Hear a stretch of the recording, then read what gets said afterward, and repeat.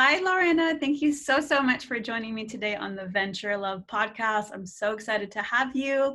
Lorena is a licensed esthetician, an amazing, incredible massage therapist. And I know because I've recently had an experience with you, which I loved. And I'm so excited to have you on the podcast today. So welcome. Thank you so much.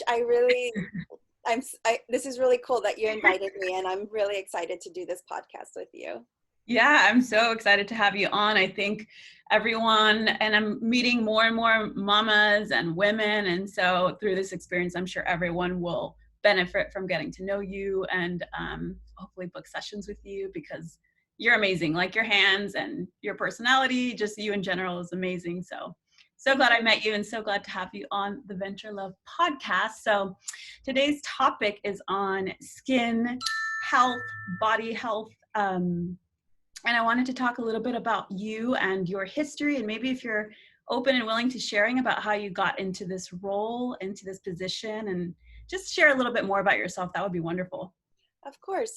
So as you mentioned, I am a massage therapist and esthetician, so I have two different stories in regards to each. Mm-hmm. In terms of massage therapy, I always knew that I wanted to be a caregiver, to meet different people. I always liked that idea in my mind. Plus my mom was a caregiver. She used to take care of elderly people and disabled. So I think it kind of runs in the blood there. So when I was searching for different opportunities, different ideas of what careers I could pursue, I ventured into hospitality, medical assisting. And every time I would mention these careers to my mom, she was like, okay, like not excited about it. And then massage therapy came on my radar, and I told her, and her eyes lit up, and she's like, I think that would be great. And I was like, okay. And she said, when you were younger, you were crossing the street with your aunt and I, and she twisted her ankle while she was crossing the street. So by the time you got to the other side, you immediately massaged her, like in her ankles. And I was like, okay, I don't remember any of this. Aww. And my aunt, very religious, very dramatic, she just say everything. She was like, oh, she has the hands of God. I love that. My ankle so hurt.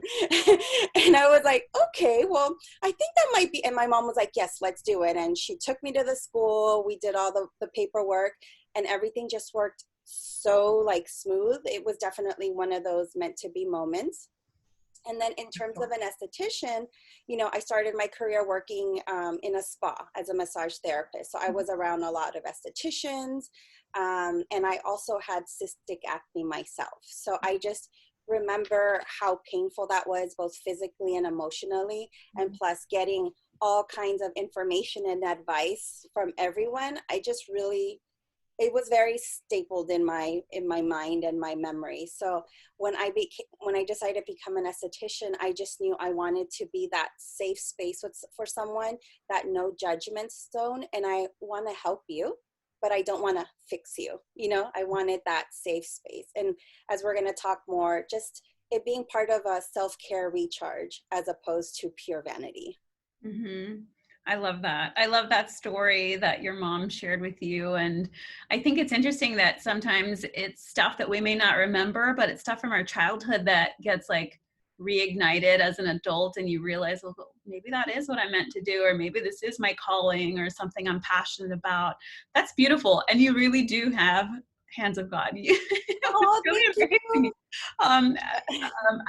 I'm currently 6 months pregnant, and I recently had a massage with you, as you know. And so, as you know, you're a mama. So the pain and the aches and the swelling and all the stuff that our bodies go through as women during pregnancy is hard on the body. And so, yeah, it's made a huge difference. Even having that one session with you, I'm already, like I told you before we started, I'm already excited to book many, many more. So I love that story. I love that you have that experience. And also, I think in terms of being completely open and honest and real, I know through my own experience of my skin. And so generally my skin is pretty decent, but with hormones raging and all the stuff going on through pregnancy, it's been a challenge with, as you notice. And so I think it's super important that, that we take care of ourselves as women, that we invest in ourselves, that we go to people like you that are professionals that know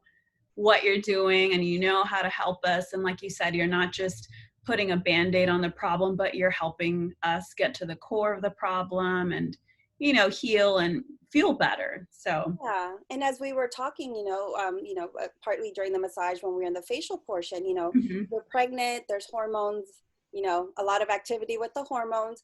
So yeah. at this point, what we could do in terms of the massage and even with our skin is manage it, right? Because then, you will have your baby, you will nurse, and then that part, believe it or not, sounds far away, but our goal is, again, I'm not going to fix you, but let's manage it together. Let's see Mhm. what we can do. And so.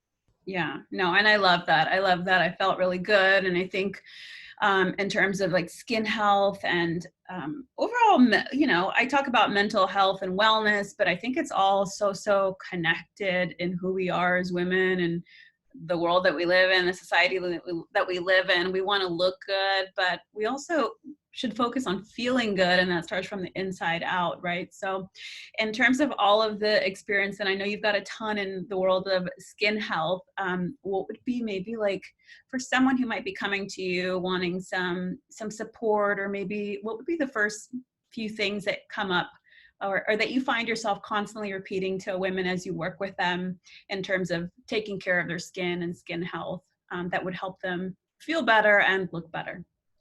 Well, the first thing we do talk about is, first of all, what are you using for your skin? Get an idea of what your diet's like.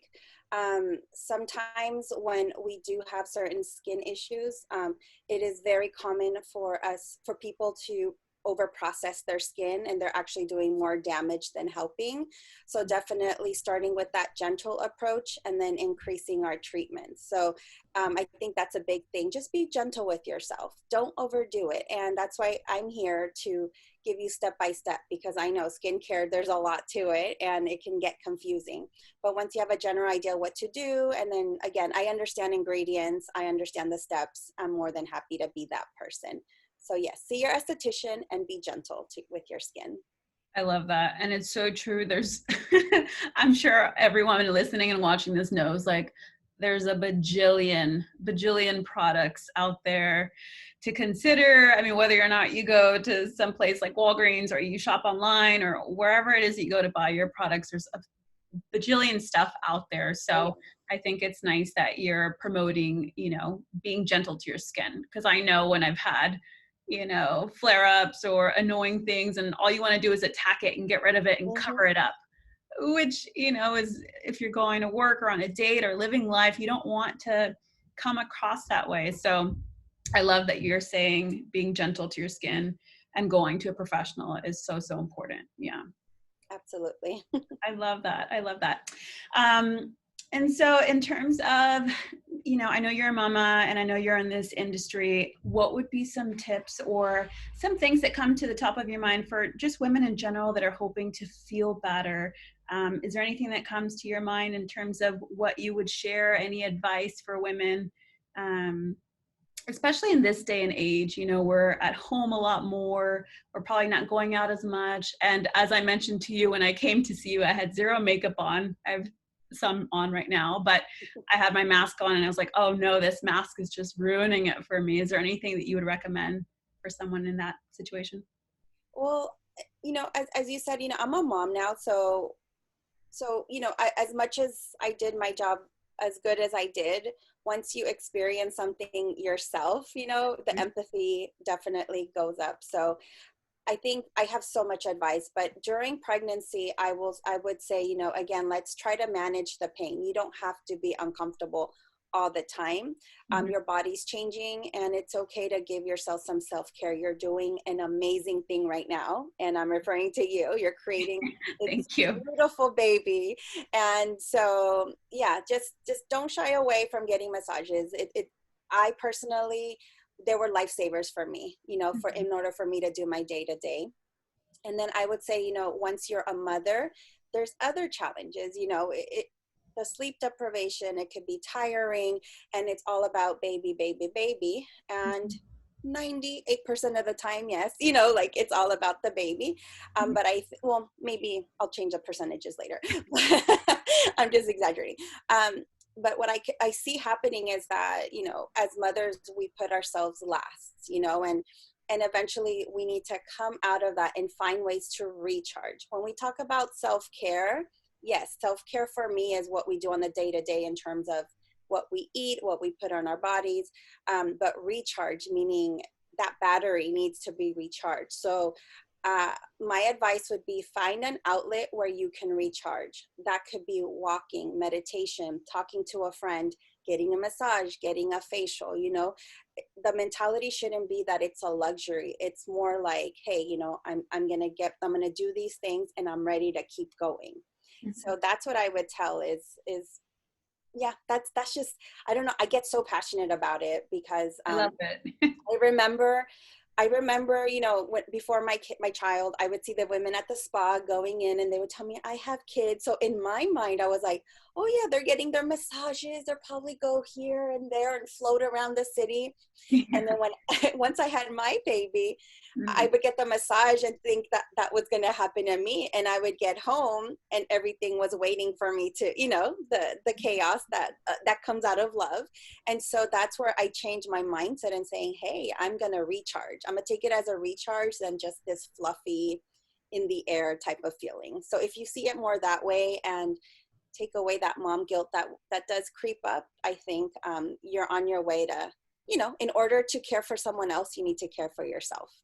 I For love sure. that. Mm-hmm. I love that so much. You just reminded me, in college, I used to babysit a ton for many amazing, wonderful mamas. And one of the things I noticed was that they, for the most part, they always invested in their wellness, in their massages and their facials. They did all the things, you know, to Mm-hmm. take care of themselves. And I always loved that. And I always admired, you know, seeing them come home because like you said, they come home and I'm there helping to take care of the kiddos, but the kiddos are still there. There's still going to be fights in life and crying and screaming and, you know, all the things that kiddos go through. Mm-hmm. But I think for sure, if I look back, that was one of the most important things that I remembered, was seeing that life is going to be crazy and hectic and it's never going to be perfect. But when you do take care of yourself, it makes a huge difference. Absolutely. Yeah. Yeah. And I, as a mom, even being in the industry, easily I let go of that, you know, and so what I'm saying is, you know, it's easier said than done, but when you do it and you experience it, you're like, oh, that's why I should be doing it. Thank goodness I did it, you know, and it's important to try your best. That's all we could do, is to maintain a pattern, you know. So again, that self-care can mean walking with friends, therapy, massages. And I guess what I'm saying is try to keep a pattern, even if that represents once a month, once every 6 weeks, but have a system knowing that in this period of time, this is waiting for me for my recharge. And then if you create a routine of it, I think that will be super helpful. I love that. I'm doing that already with my massage. I'm going to be booking way more with you. So I love this conversation so much. This was so lovely having you on my podcast. And for other women, men, women, whoever that would love to book a session with you or learn how to find you, connect with you, how can they find you? You can find me on my website, www.unfilteredbeautysf.com. I also have an Instagram page, so it's Unfiltered Beauty SF. There's underscores in between every word. And yeah, that's where you can find me. And on my Instagram, just fair warning, not warning, but just a heads up, I'm just really silly there. So I do give some tips for massages and facials, but I think also part of my self-care is just be light, make it funny. Don't take myself seriously, both what I do, what I look like. And you'll just see it's just a very like, it's a very fun and silly page. And yeah, I'm pretty proud of it. I love it. I love your page. I was like, oh my gosh, go Lorena. I love her page. So whoever's watching and listening, go check her out, go connect, book a massage appointment, book a facial, book all the things. And I'm so grateful that you are on the podcast today. So thank you so much for making the time and sharing your tips and advice. And I can't wait to connect again. Thank you. Thank you for having me. You're so welcome.